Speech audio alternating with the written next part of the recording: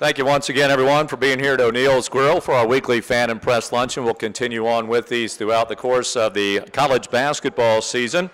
And we will, throughout the next couple of weeks, bring in various other coaches to join us here today. Before we get to our special guest today, and she is very special, I wanted to announce that tomorrow is the signing day, second signing day for college football across the country. And there is a press conference scheduled to announce the additional we got three guys? Is that the plan here, Chris? 3, 4, we don't know? Okay. Chris is not telling us, so I guess it's a super secret. You can't talk, you can't tell me numbers? You're roughly around the Okay, I'm in the area, all right. I wasn't naming anybody, all right. Anyway, there will be a few. The Dukes did sign a bunch back in December, and you can watch that through Facebook Live tomorrow at 11 o'clock. Chris will give us all details at that time. Okay, good. Thumbs up from Chris. Good. Didn't mean to put you on the spot there, man. All right, let's go on to lacrosse. The season opens up, coming up this Saturday, and Shelly Klaes-Bawcombe, she really set herself up for a great coaching career by having a great playing career at James Madison University. Two-time All America and a member of the JMU Athletic Hall of Fame. She was inducted in 2011 as a former player. And the all-time winningest coach in JMU women's lacrosse history, 129 wins and 74 losses. And 4 times recognized by her peers as the CAA Coach of the Year. Now the 2018 Dukes are number 16 going into the season. They have a very good schedule that they will face 6 other opponents on the preseason poll, including Saturday's foe, the 3rd-ranked Tar Heels of North Carolina, a team that the Dukes lost to only by 2 last year on the road, so we're glad to get them back up here with quite a bit the same team almost that the Dukes had last year, as she'll talk about them. Game time is noon at Centera Park. Admission to all JMU home games is free of charge for lacrosse. And you can also watch that game. If you can't make it out to Centera Park on Saturday, you can watch the game on Matazone HD Sportsnet presented by the JMU Alumni Association. Noon is our broadcast time. In addition to that game, the game against Penn State, which is currently ranked number 4 in the country, and Delaware, those two will be at Matazone Video, and we'll have a lot of audio coverage of the Dukes.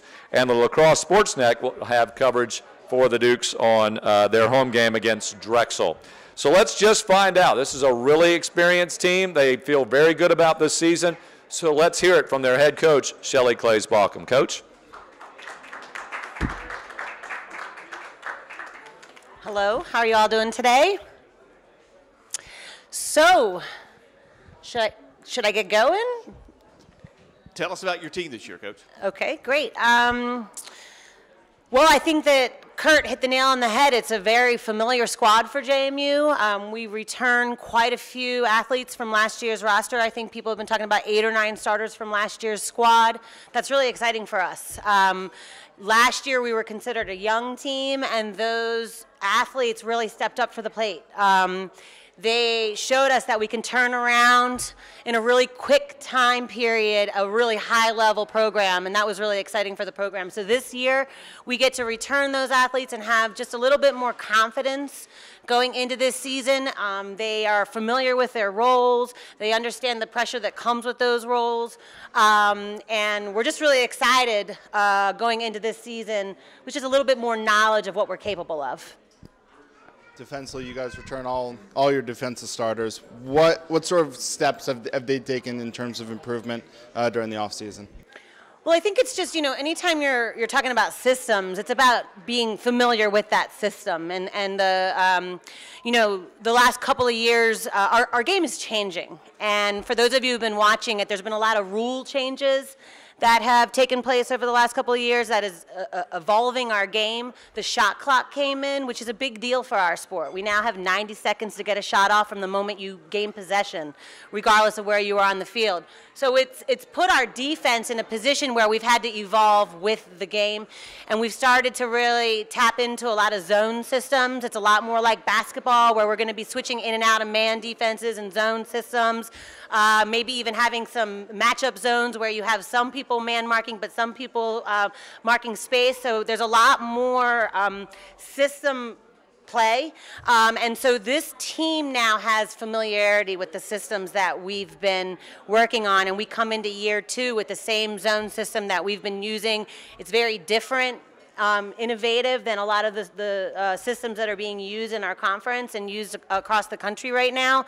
So it's really given them a lot of confidence that they can shake something up and that they can cause some havoc in there. And I think that you saw statistically some things change for the JMU program. We started to have top 10 rankings with our goals against average. We started to lead the country in some cause turnover stats. And we were able to generate some defensive accolades for the first time in a while. So I think that, we're continuing to grow their confidence and their knowledge in a system, but we're also looking for our defensive players to be making more plays and working on their stick skills and their knowledge of the game so that we can use their athleticism a little bit more on the field to turn over actual effective play. Coach, what were some of the biggest lessons that your team has learned from all of last season, from the very beginning when you guys faced then #1 UNC to start the year, to facing multiple ranked, top-ranked opponents, to that NCAA tournament game against Penn State? I mean, there's a couple of different things that I can really pinpoint. One, you're going to keep hearing me talk about the game is changing. There's more parity in our game than ever before. We have programs like Virginia Tech that, our program has never lost to, that ended up being a ranked program this past year. So there's more talent out there. It's being spread out throughout the country, and you can't take anyone lightly. We go in and we have big wins against some of these ranked opponents in Towson and Elon, but then we get upset by Rutgers last year. So it's really important that we take one game at a time. We don't give value to teams that are ranked or unranked, and it's more important than ever in our sport. I would also say that we're learning how to have a sense of humor and resilient mentality with the rules changing.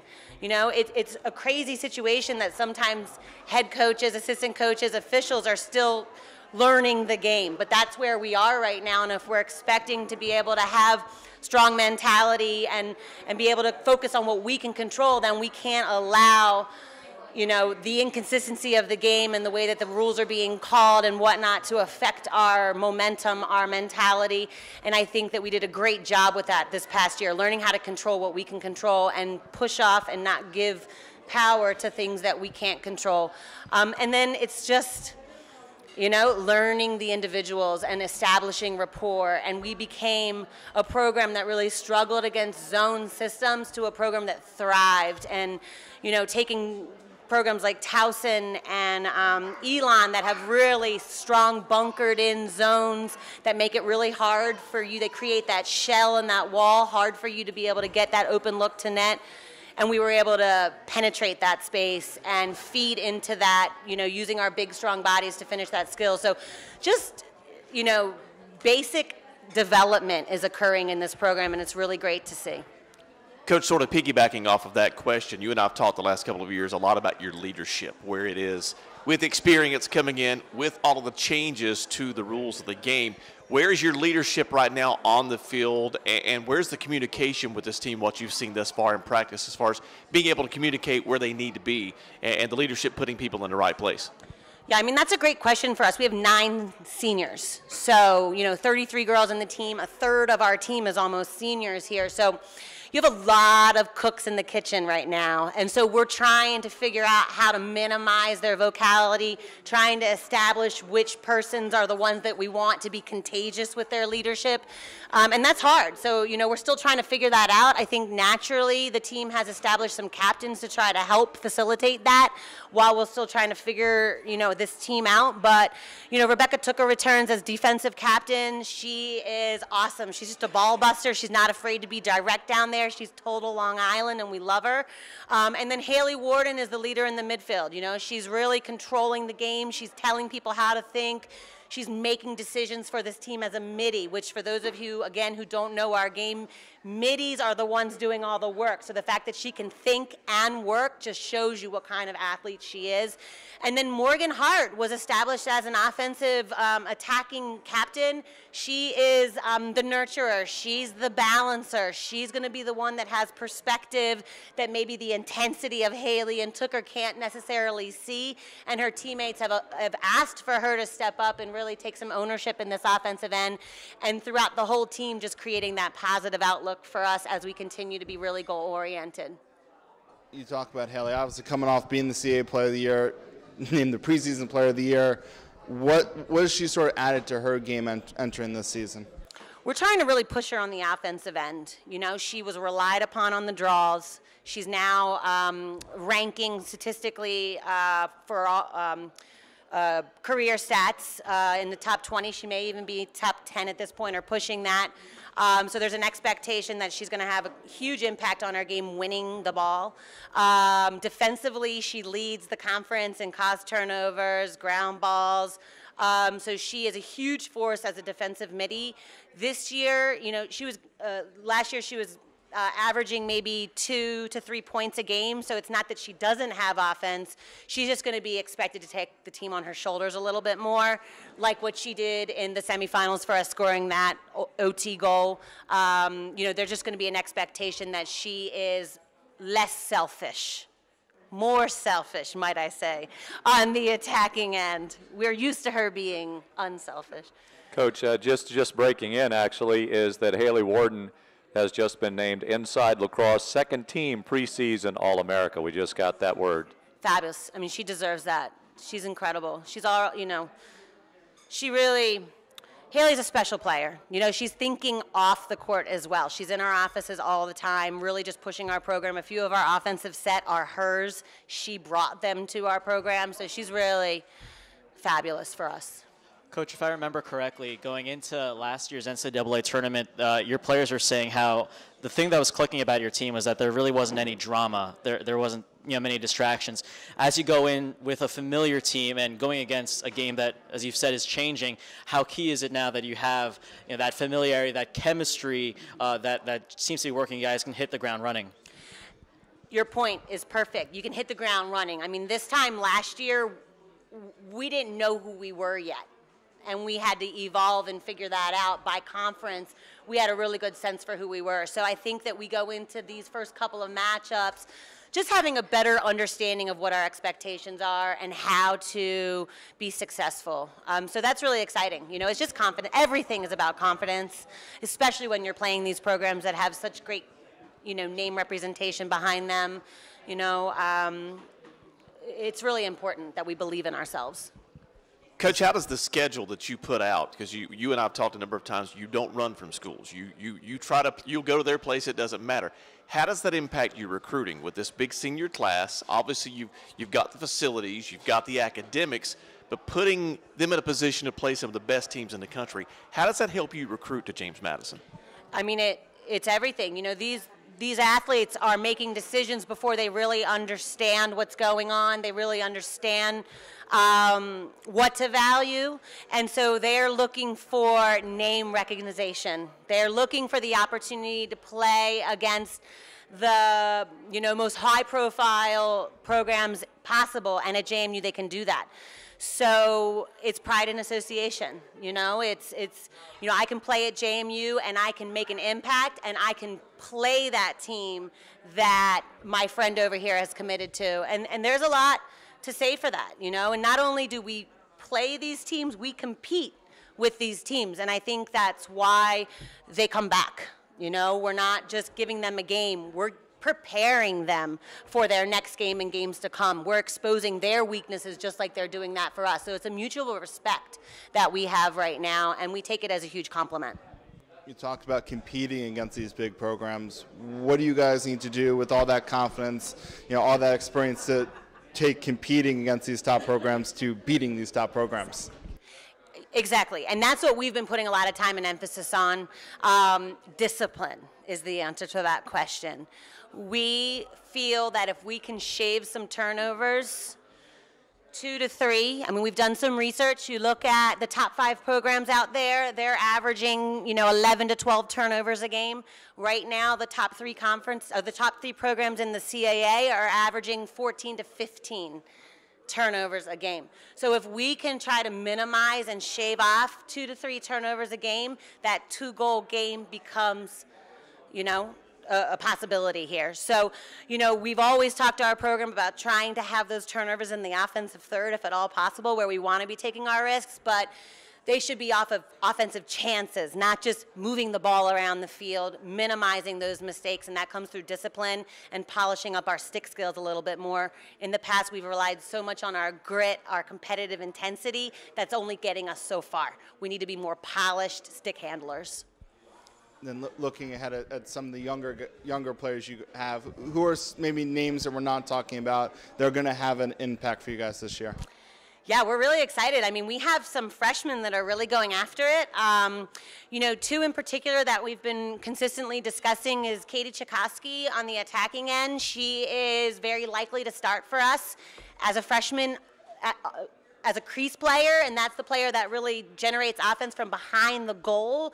They tend to be more point guard roles, not as black and white as in basketball, but they do generate a lot of the offense back there, and it's a smaller space, so they're expected to be able to make good decisions.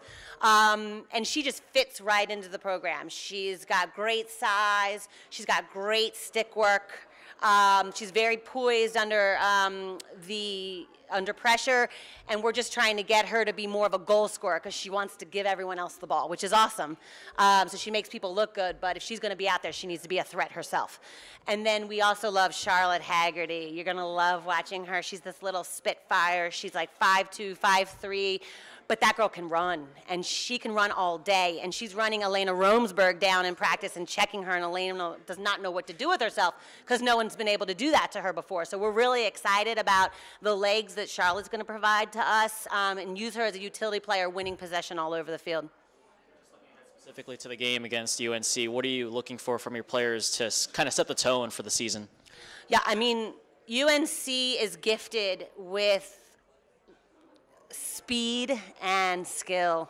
They got it all. So, you know, what we've been really trying to focus on is taking their game right to them, and not setting back, not trying to be smart and overthink everything, really run the ball, be a transition-oriented team, limit their transition opportunities, but be aggressive because they want to press out and they want to make it hard for you to move the ball around the field, which brings us back to our stick skills. So if we can be aggressive and have the courage to go to goal, that pressure is going to have to release, and we're going to be able to move the ball more freely.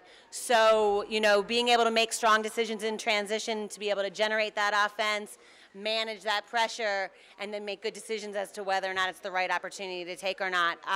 The draw is going to be huge. In our game, you have to win the ball to have the ball. The rules have changed. It's now the restraining line is going to hold players back, and it's only going to be a 3v3 around that draw circle, and so there's going to be a tremendous amount of space. And so if a team has a speed advantage or longer length, like we saw with Penn State last year, they beat us with their length, it's going to challenge us. So really trying to focus on winning the ball, and then once we have it, being aggressive. Lastly, you know, we had 16 saves in the goal last year. Incredible effort by Emily Poma. So we can't be giving up 41 shots if we want to be in that game. It was an awesome individual effort by Emily. We're excited to see Ellie step into that opportunity this year, but we have to try to limit a little bit more shots. Anything else, gentlemen? All right, that does it. Thank you very much, Coach. No problem. I just wanted to thank David for his time and energy. You've been great with our sport and every other sport here, so thank you. We wish you all the best.